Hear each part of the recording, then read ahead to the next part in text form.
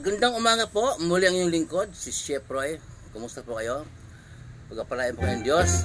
Shout out po sa lahat ng makakapanood ng video kong ito. Mayroon po ako napanood na nangangaral po.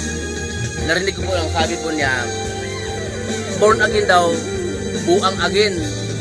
Yun po ang doktrina nila, pero okay lang po yun.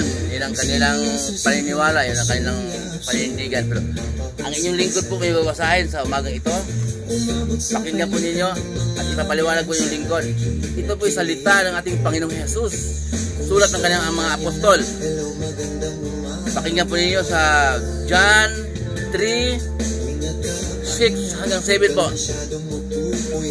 Ang taong ipinanganak sa laman ay laman, at ang ipinanganak sa espiritu ay espiritu. Huwag kang magtaka sa sinasabi ko sa iyo. Kayong lahat ay kailangang ipanganak na muli. Ang kausap ng ating Panginoong Jesus po dito, si Nicodemo. Ang sabi ni Jesus kay Nicodemo, huwag kang magtaka sa sasabihin kong ito sa iyo. Kayong lahat kailangang ipanganak ng muli. Tayong lahat daw po kailangang ipanganak ng muli, sabi ng ating Panginoong Jesus. So, yun pong born again, salita po ng ating Panginoong Jesus. Bakit po kailangan ipanganak tayo muli? Magmula po sa kung ano-ano pininiwalaan natin, kung ano-ano sinusunod natin, ang doktrina, kailangan ipanganak tayo muli. Ang turo ng ating Panginoong Jesus ngayon, ang ating susundin. Kasi po, Kristiyano na po tayo. Nasabihan pa tayong Kristiyano, ibang turo ang sinusunod natin. Yung pong nais ng Diyos Ama na makapangyarihan sa lahat.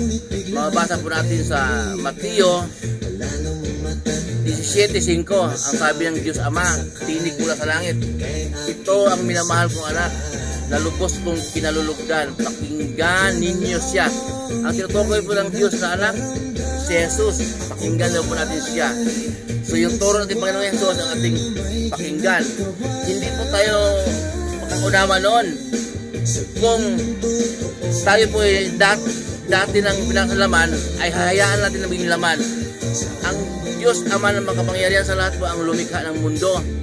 Pero ngayon po, ang Diyos Ama at ang mundong ito ay magkalaban. Dahil po sa nakatira tayo, hindi tayo sumunod sa nais, kalooban ng Diyos Ama ng makapangyarihan sa lahat.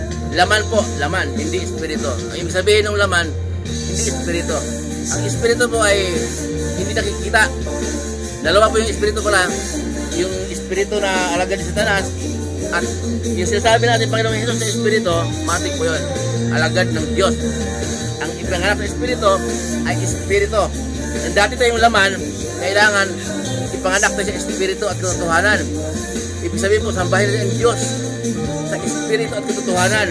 Walang kaharap na ribulto, dahil ang Diyos po ay espiritu. Tayong lahat ay kailangan mag-born again, sabi natin Panginoong Jesus, panganak muli. Tayong lahat kailangan pagkalooban ng Diyos ng banal na espiritu upang maunawaan natin ang kanyang salita. Makasunod tayo sa nais ng Diyos Ama ng makapangyarihan sa lahat. Ang sundin ang turo ng ating Panginoong Jesus. Yun ang gusto ng Diyos Ama ng makapangyarihan sa lahat. Kaya ang salita mong born again, salita pala ng ating Panginoong Jesus. So, kayo magbulay-bulay. Ang born again, hindi kagaya ng narinig ko nangaral na born again na buang again. Ito po yung salita ng ating Panginoong Jesus. Pakinggan niyo sa sabi ng inyong lingkod at pagulay-bulay yung verse na binabasa ng inyong lingkod para hindi ako mahatulan. Muli po yung lingkod, si Chef Roy. Pagkapalain kayo ng Diyos, iingatan kayo ng Diyos, samahan kayo ng Diyos sa mga trabaho pinasukan ninyo, mga negosyo, anumang ang pinagkikitaan ninyo sa buhay ayon sa kalooban ng Diyos.